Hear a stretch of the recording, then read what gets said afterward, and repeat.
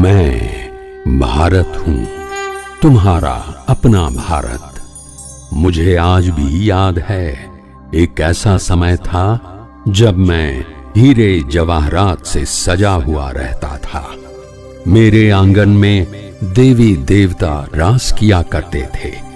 लेकिन हे मानव, तुम्हारे पतित कर्मों ने आज मुझे सोने की चिड़िया से गरीब कंगाल बना दिया। परंतु सावधान, अब मेरा परिवर्तन होने जा रहा है। ये भारत भूमि फिर से स्वर्ग बनने वाली है, जिसे तुम जन्नत व पैराडाइज भी कहते हो। तो चलो, मेरे साथ साथ तुम भी स्वयं को बदल लो, वही दैवी गुण स्वयं में धारण कर लो। तभी तुम उस स्वर्ग समान भारत में प्रवेश कर सकोगे। सच में कितना भाग्यवान है वो हर इंसान जिसने भारत जैसी पवित्र भूमि पर जन्म लिया है। ये भारत वही पावन देवभूमि है जहां स्वयं ईश्वर अवतरित हुए हैं। सारे संसार के प्राणी मात्र के लिए ये कितनी खुशी की बात है कि अब पूरी सृष्टि का महापरिवर्तन होने जा रहा है। खुशी की बात इसलिए कह रहे हैं क्योंकि यह परिवर्तन कोई विनाश नहीं है, सिर्फ एक ट्रांसफॉर्मेशन है। परिवर्तन की इस प्रक्रिया में प्रकृति के पांचों तत्व अब सतो प्रधान और सुखदायी बन जाएंगे। उसके बाद ये बीमारियां और प्राकृतिक आपदाएं सदा काल के लिए समाप्त हो जाएंगी। साथ ही इस सृष्टि पर रहने वाले सभी जीव, उसमें भी खासकर मानव जाति, सभी विकारों से, बुराइयों से पूर्णतः मुक्त हो जाएंगे। बस यहीं से एक नई दुनिया, एक नए सुख में संसार की शुरुआत होगी। लेकिन यह परिवर्तन कैसे होगा और कब होगा, आज हम सृष्टि के आदि काल से लेकर अंत काल तक के सारे राज इस वीडियो में एनिमेशन के द्वारा समझेंगे। तो चलिए शुरुआत करते हैं सृष्टि के आदि काल से। आज से 5000 वर्ष पहले जब इस सृष्टि पर स्वर्णिम युग था, तो उस समय केवल एक भारत देश ही था, दूसरा और कोई देश नहीं था। तब यह सृष्टि एक छोटे से पौधे के समान थी। लेकिन समय बीतता गया और एक के बाद एक अनेक देश, अनेक धर्म और जाति पनपते गए। इस तरह धीरे धीरे यह पौधा वृद्धि को पाता गया और आज इस पौधे ने एक वट वृक्ष का रूप धारण कर लिया। परंतु अब इस सृष्टि रूपी वृक्ष की अवस्था बिल्कुल जर्जर हो चुकी है। जैसे हर वृक्ष की एक आयु सीमा होती है, ऐसा ही नियम सृष्टि पर लागू होता है। इसका भी आदि और अंत होता है।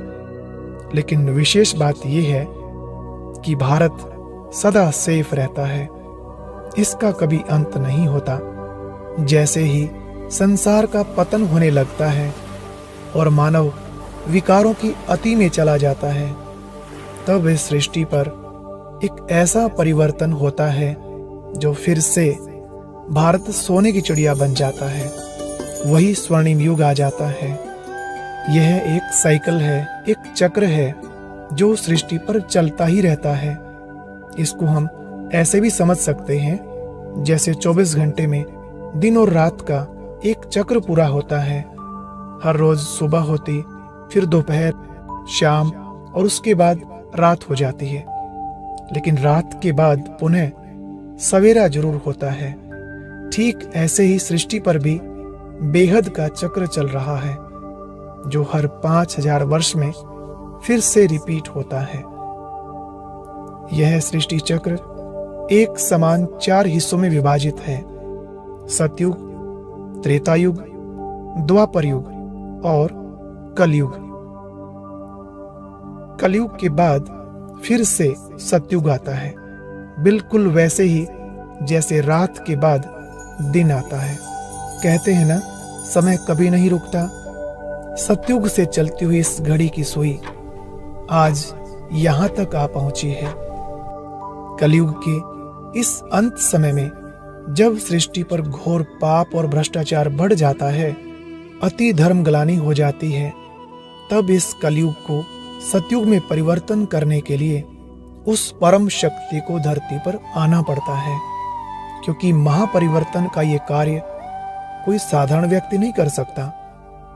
वैसे तो द्वापर युग से अनेकानेक महान आत्माएं समय प्रति समय ईश्वर का संदेश देने व मानवता का पाठ पढ़ाने ऊपर से आती रही, जिन्हें हम अवतार, नबी या पैगंबर भी कहते हैं। उनकी अलग अलग मान्यताओं के आधार से धीरे धीरे इस धरती पर अनेक धर्म स्थापन होते गए, लेकिन धर्म भले ही स्थापन हुए, परंतु संसार का पतन लगातार होता ही रहा। इसलिए नरक समान बनी हुई इस कलयुगी दुनिया को फिर से स्वर्ग, जन्नत बनाने उस ईश्वर को खुद आना पड़ता है। तभी तो उनको खुदा भी कहते हैं। कलयुग की इस अंतिम घड़ी को कुछ लोग विनाश काल भी कह देते हैं, लेकिन हम इसको परिवर्तन का समय कहें तो बेहतर रहेगा। और एक बहुत विशेष बात, ये तो सभी ने सुना होगा, जब कोई शरीर छोड़ता है तो अक्सर यही कहते हैं कि स्वर्ग सिधार गया या जन्नत में चला गया। लोग समझते हैं ऊपर आकाश में, सितारों में ऐसी कोई दुनिया होगी, लेकिन वास्तव में स्वर्ग या नर्क जो कुछ भी है सब इस धरती पर है। ये सारे नाम इस कलयुग के हैं, जैसे नर्क, जहन्नुम, हेल, क्योंकि यहाँ सब दुखी है ना, और सतयुग में है अपार सुख, इसलिए उसको स्वर्ग, जन्नत, हेवन या पैराडाइज कहते हैं। अब यह धरा फिर से वही स्वर्गिक दुनिया बनने वाली है, जहाँ सुख होगा, शांति होगी और सभी प्राणी मात्र का आपस में अत्यधिक प्रेम होगा। वहाँ दुख का तो नाम निशान भी नहीं होगा। हो सकता है इतना सब कुछ स्पष्ट होने के बाद भी कोई की बुद्धि इस बात को स्वीकार ना करे, लेकिन अस्वीकार करने की भी ऐसी कोई वजह नहीं है। देखिए, अगर आप हिंदू हैं तो हिंदू धर्म के मुख्य ग्रंथ में स्वयं ईश्वर द्वारा उच्चारित एक मुख्य श्लोक तो आपको याद ही होगा। यदा यदा हि धर्मस्य ग्लानिर्भवति भारत अभ्युत्थानं, यानी जब जब धर्म की ग्लानि होती है, पाप बढ़ता है, दुख बढ़ता है, तब तब भगवान इस धरा पर अवतरित होते हैं। परित्राणाय साधूनां विनाशाय च दुष्कृतां धर्म संस्थापना, और अनेक अधर्मों का विनाश कर एक सत धर्म की स्थापना करते हैं।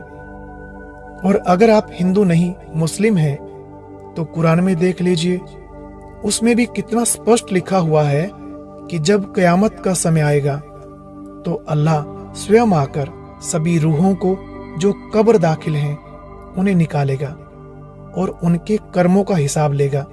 जिन्होंने अच्छे कर्म किए होंगे उनको अपने साथ जन्नत में ले जाएगा और बाकी सबको सजा देकर जहन्नुम में भेज देगा। तो क्या आपको नहीं लगता यह वही कयामत का समय चल रहा है? कितनी धर्म ग्लानि हो रही है, खुद ही विचार कीजिए। क्या ऐसा कोई पाप कर्म आज शेष रह गया है जो अब तक नहीं हुआ हो, या इससे भी ज्यादा कुछ और होना बाकी है? बताइए, अगर ऐसे समय पर भी भगवान नहीं आएंगे तो फिर कब आएंगे? सच तो ये है कि वो धरा पर आया हुआ है और अपना सृष्टि परिवर्तन का कार्य गुप्त रीति से कर रहा है। उसको पहचान लीजिए। चलिए अब आते हैं सबसे मुख्य विषय पर। अभी हम जानेंगे वह ईश्वर कौन है, कैसा है, कहाँ आया हुआ है।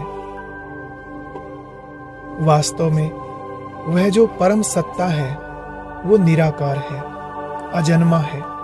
भले एक बार इस सृष्टि पर वो आते हैं, परंतु हम मनुष्यों की भांति जन्म नहीं लेते, बल्कि पर काया प्रवेश करते हैं। इसलिए तो उनका अवतरण दिवस मनाया जाता है, कभी जन्म दिवस नहीं।